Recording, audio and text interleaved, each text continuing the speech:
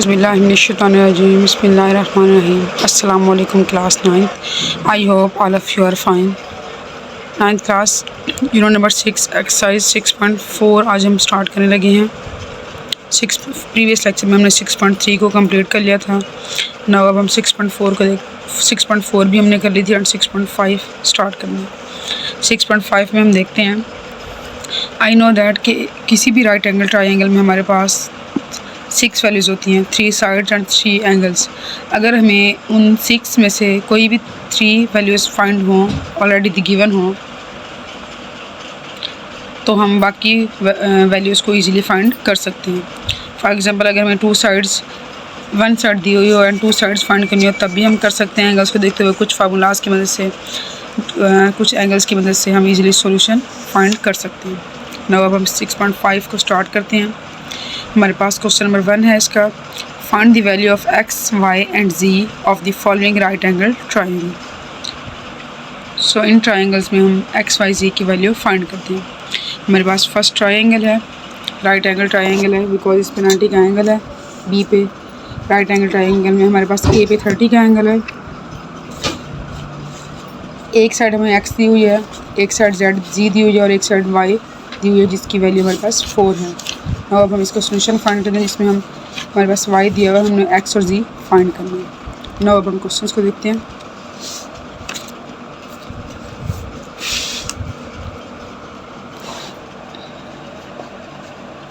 Find the value of x, y and z of the following right angle triangle. I know that कि इस triangle में हमारे पास angle b दिया हुआ है जो कि 90 है, हमें एंगल दिया हुआ है 30। अगर हम इस ट्राइंगल को देखें तो हमारे पास इस ट्राइंगल के अंदर एंगल दिया हुआ है। इस एंगल के थ्रू हमारे पास बेस दी हुई है, परपेंडिकुलर और हाइपोटेन्यूस हमने फाइंड करना है x एंड z। सो हम क्वेश्चन को सॉल्व करते हैं बेसिक्स फार्मूलाज की मदद से जो कि हमने किए थे। वी नो दैट कि हमारे पास tan theta is equal to perpendicular over hypotenuse. So हम इस फार्मूले की मदद से हम x फाइंड करते हैं, देन हम z फाइंड करते हैं। Now we know that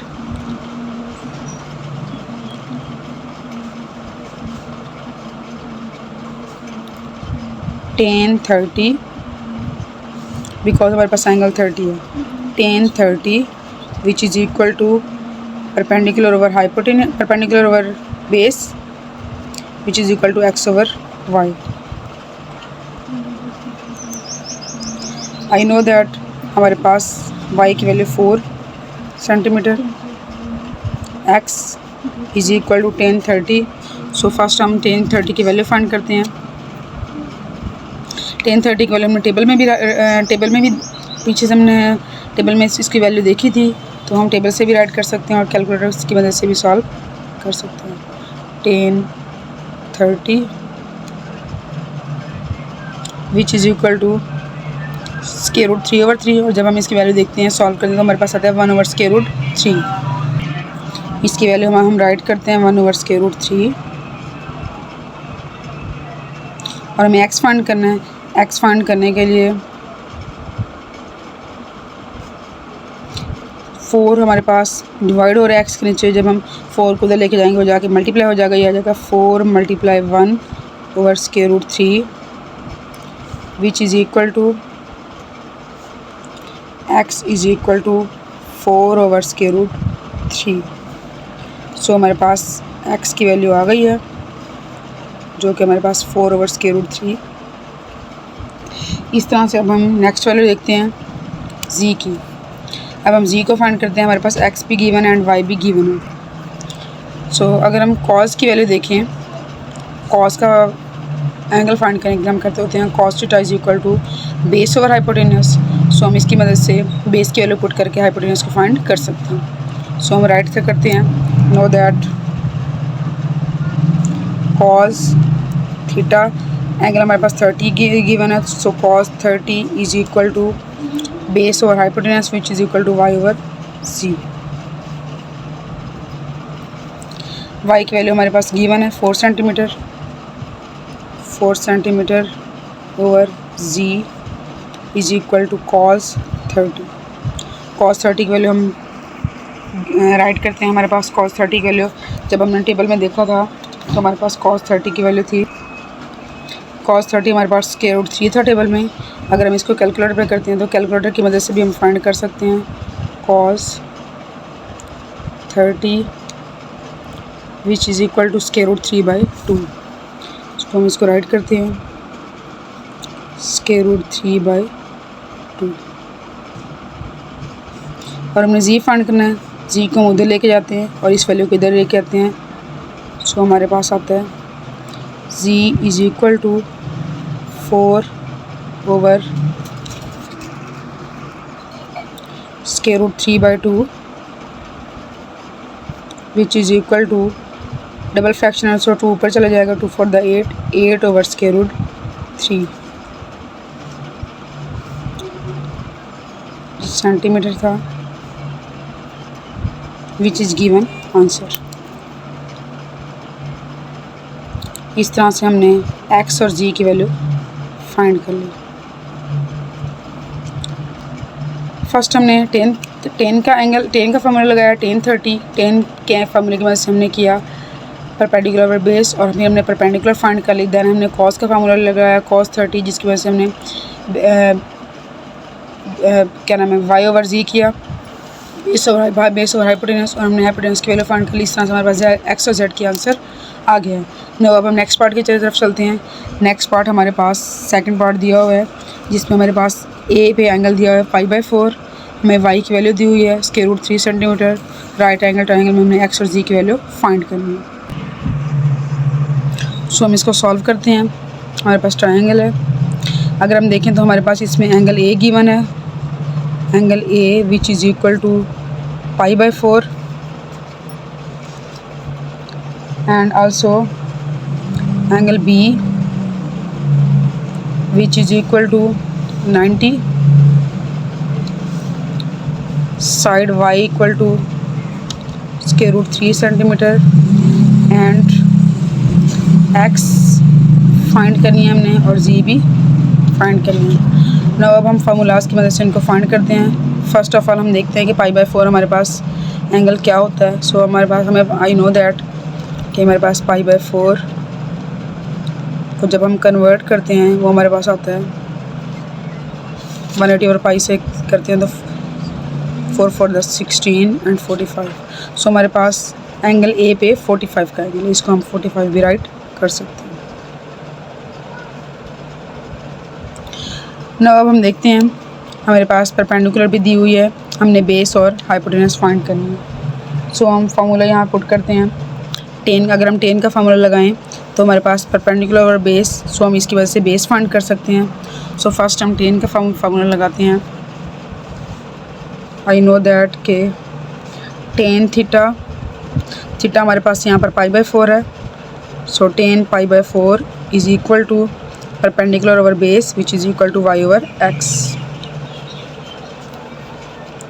सो ये y की वैल्यू हमारे पास स्क्वायर रूट 3, y की वैल्यू हमारे पास स्क्वायर रूट 3, x हमने फाइंड करना है 10 π/4 और 10 π/4 मीन्स 10 45 जिसकी वैल्यू हमारे पास 1 थी। हमने एक के टेबल में देखी थी इसको और हम इसको कैलकुलेटर की मदद से भी कर सकते हैं। 10 45 इज़ इक्वल टू 1। x को हमने वैल्यू फाइंड करनी है, x यहाँ उधर जाके मल्टीप्लाई होगा तो x is equal to square root 3 centimetre which is required answer. So हमने x की वैल्यू फाइंड कर ली। इस तरह से हम नेक्स्ट z की वैल्यू फाइंड करते हैं।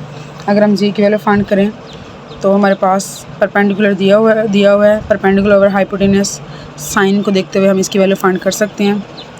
I know that sine theta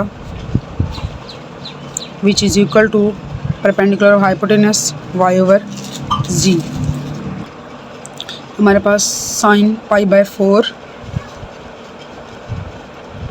is equal to y over z। Sine π/4 means sine 45, sine 45 पे हमारा एंगल 1 ओवर स्क्वायर रूट 2 था वैल्यू।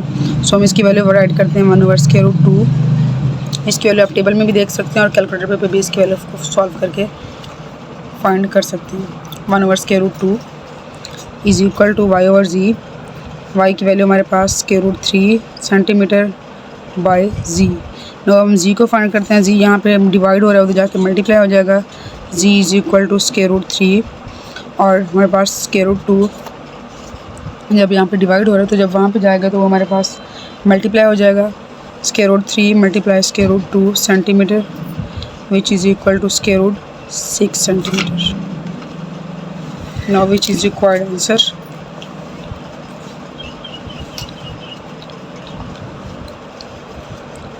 इस तरह से हम नेक्स्ट पार्ट को देखते हैं। नेक्स्ट पार्ट हमारे पास थर्ड पार्ट में हमें एंगल 60 दिया गया है सी पे, बी पे हमारे पास 90 का एंगल है।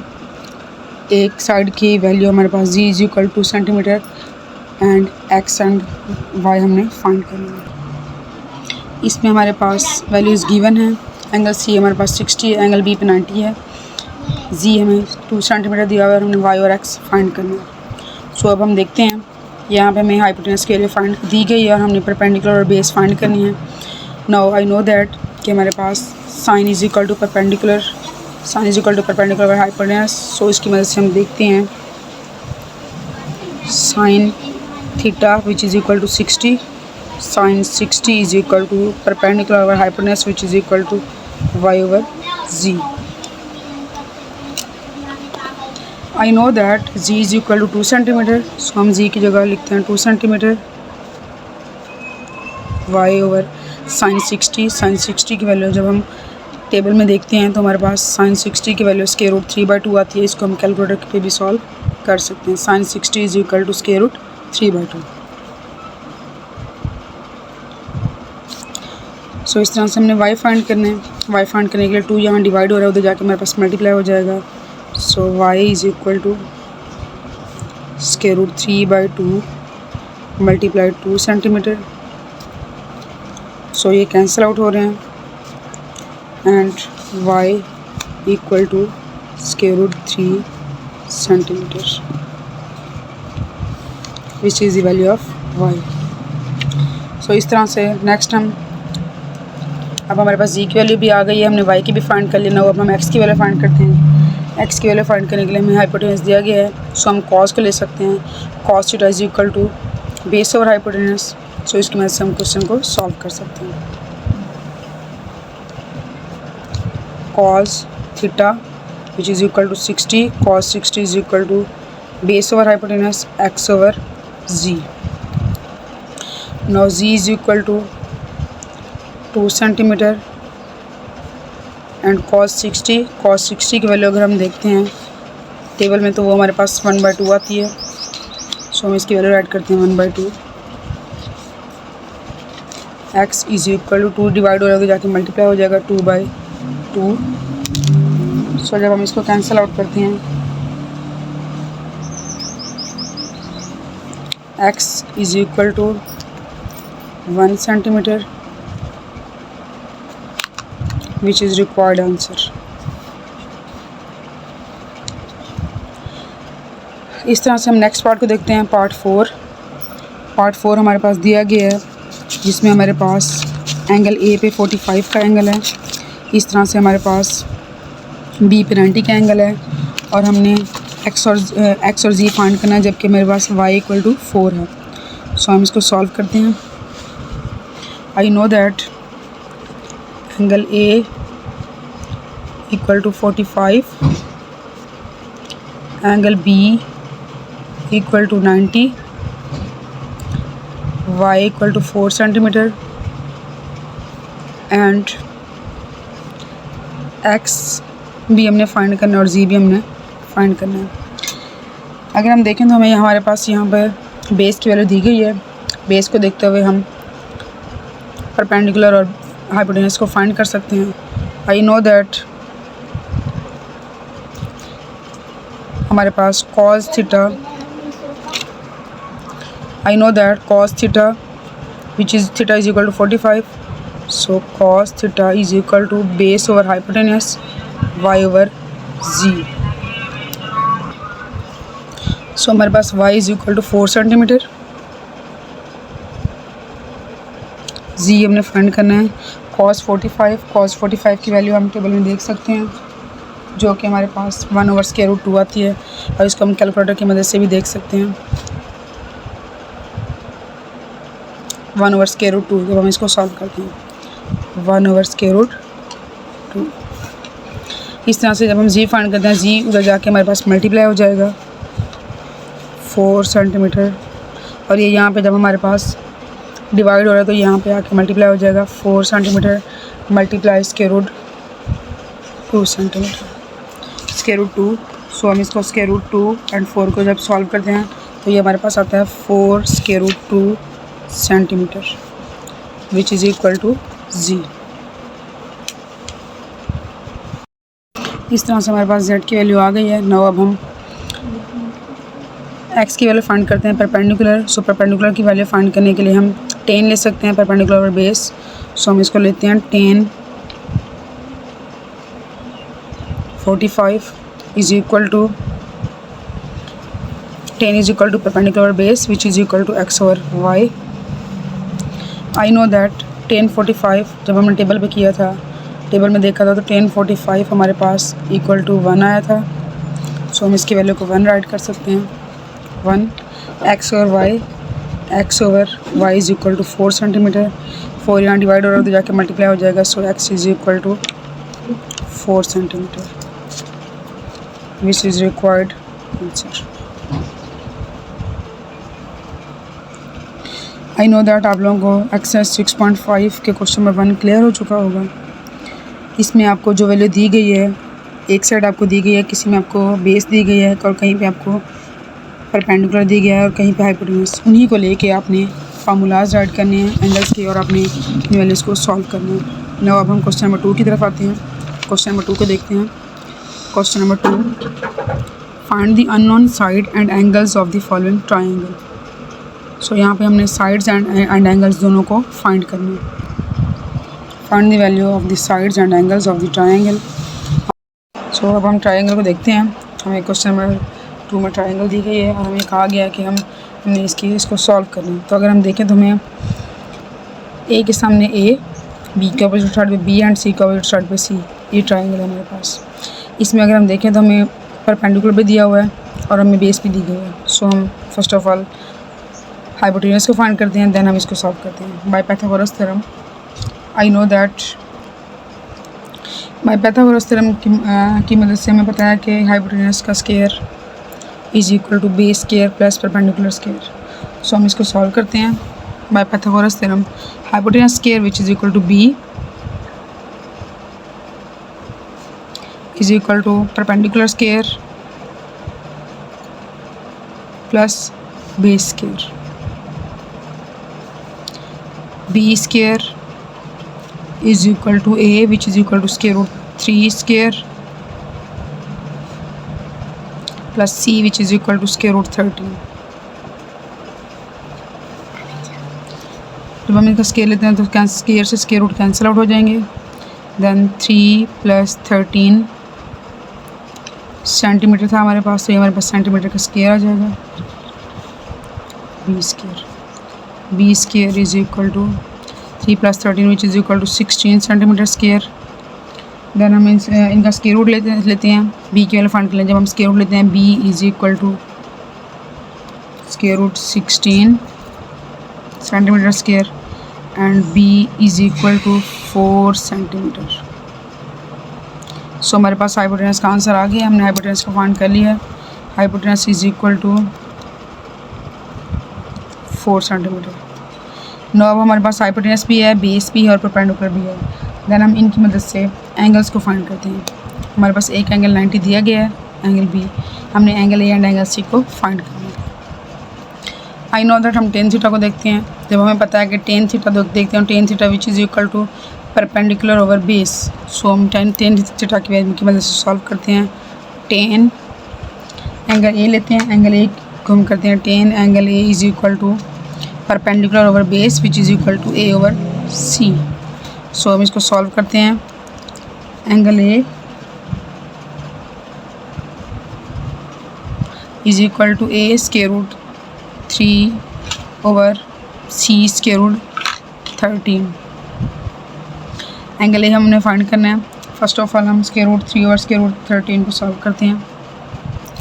आई नो दैट्स हमारे पास जब हम एंगल फाइंड करते हैं और हमारे पास एंगल साथ हो, जैसे tan A है, तो हम इसको सॉल्व करने के लिए करेंगे, जब हम एंगल A फाइंड करेंगे तो हम लिखेंगे tan इनवर्स ऑफ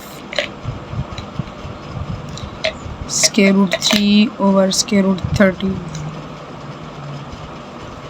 सो हम इनको सॉल्व करते हैं बाय कैलकुलेटर। कैलकुलेटर की मदद से हम tan इनवर्स √3/√13 की वैल्यू फाइंड करते हैं। सो हम देखते हैं √3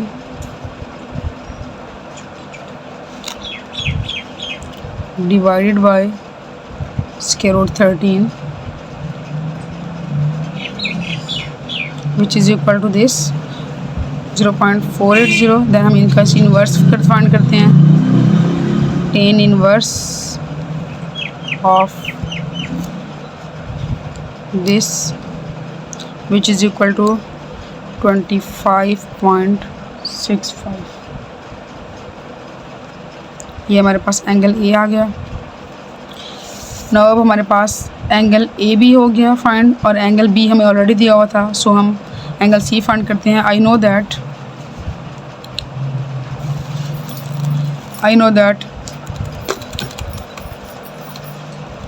the angles of the in a right angle triangle the angle is 180। so angle ABC is equal to 180, angle A plus angle B plus angle C is equal to 180।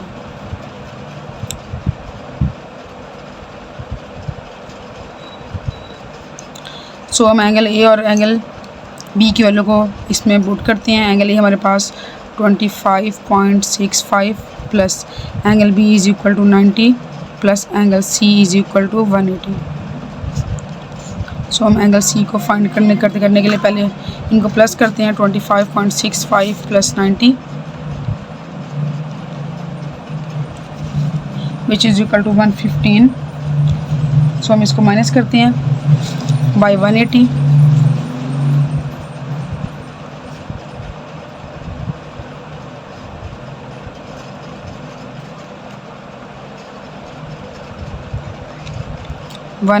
minus this which is equal to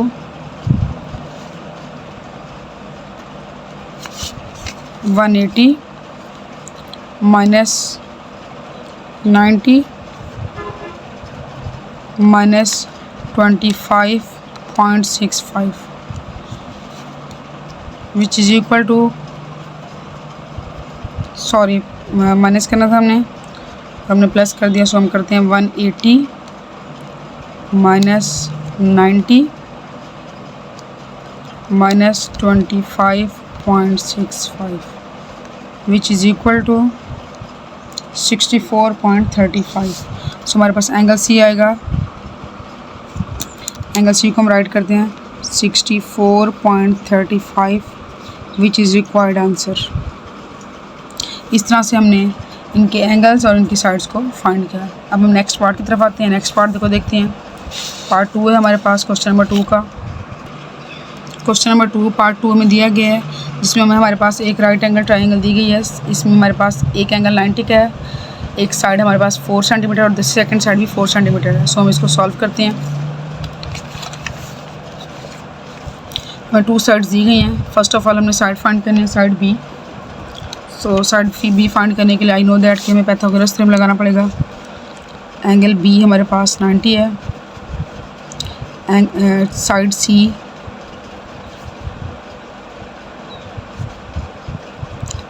is equal to 4 centimetre and a equal to 4 centimetre. So हम बाकी चीज़ों को find करते हैं by Pythagoras theorem की वजह से। पहले हम सॉल्व करते हैं by Pythagoras theorem. I know that hypotenuse का square is equal to base square plus perpendicular square. Hypotenuse हमारे पास बी है, सो हम लिखते हैं बी का square is equal to A का स्क्वायर प्लस सी का square. B square is equal to 4 का स्क्वायर प्लस 4 का square. 4 square is equal to 16 plus 4 square is equal to 16। 16 plus 16 which is equal to 32 B square and B is equal to square root 32। और जब हम square root 32 को solve करते हैं तो हमारे पास स्क्वायर रूट 32 आता है। Square root 32 which is equal to 4 square root 2।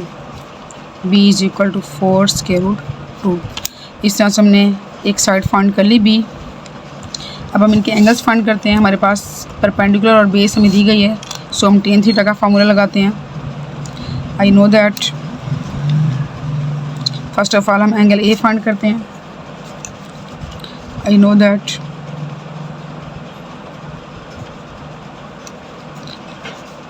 tan theta angle A is equal to perpendicular over base which is equal to A over C. So tan angle A is equal to A is equal to 4 centimeter over 4 centimeter which is cancel out. So angle A is equal to tan inverse of 1. So हम tan inverse of 1 find करते हैं। I know that tan inverse 1 जब हम करते हैं तो हमारे पास tan theta 45 पे 1 होता है। tan inverse of 1 which is equal to angle 45. So हमारे पास ये एंगल आएगा 45 एंगल A। इस तरह से हमें पता है कि तीनों साइड्स का जब हम एंगल को सम करते हैं तीनों साइड्स को तो हमारे पास 180 आता है 180 आता है। और हमारे पास इस तरह से जब हम थर्ड साइड फाइंड करते हैं I know that angle A plus B plus C is equal to 180। And जब हम एंगल ए भी है हमारे पास और हमारे पास बी भी दिया हुआ हम सी फाइंड करते हैं। Angle C is equal to 180 minus angle A which is equal to 45 and angle C which B is equal to 90 minus 45 which is equal to 45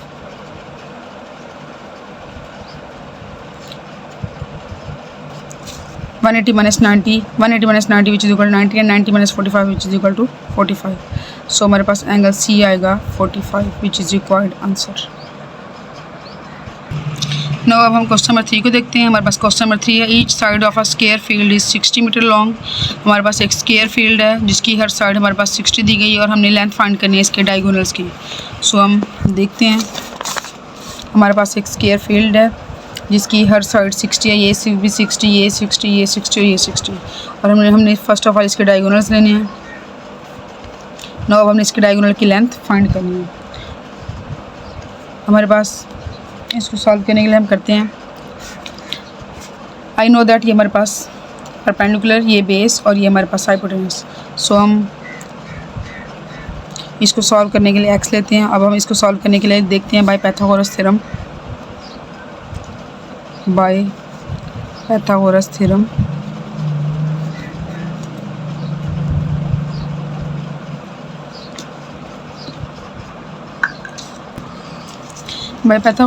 की मदद से हम देखते हैं हाइपोटेनस का square which is equal to A C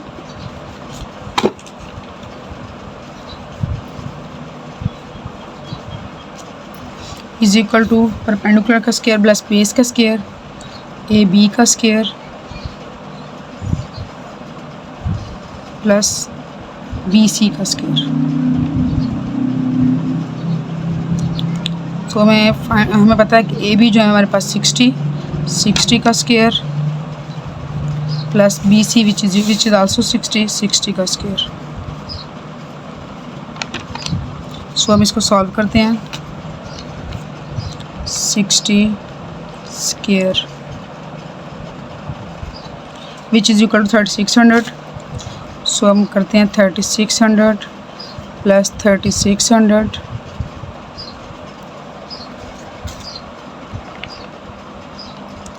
3600 plus 3600 which is equal to 7200। So हम इसको write करते हैं 7200 is equal to A C का स्क्वायर जिसको हमने एक्स राइट किया था। सो हम इसको लिख सकते हैं x square is equal to 7200। So जब हम एक्स फाइंड करते हैं तो हम इसका स्क्वायर रूट लेते हैं 7200 का। जब हम 7200 का स्क्वायर लेते हैं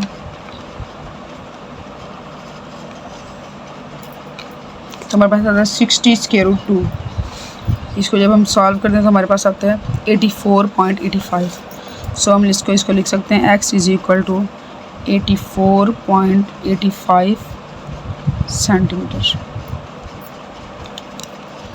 विच इज़ रिक्वायर्ड आंसर।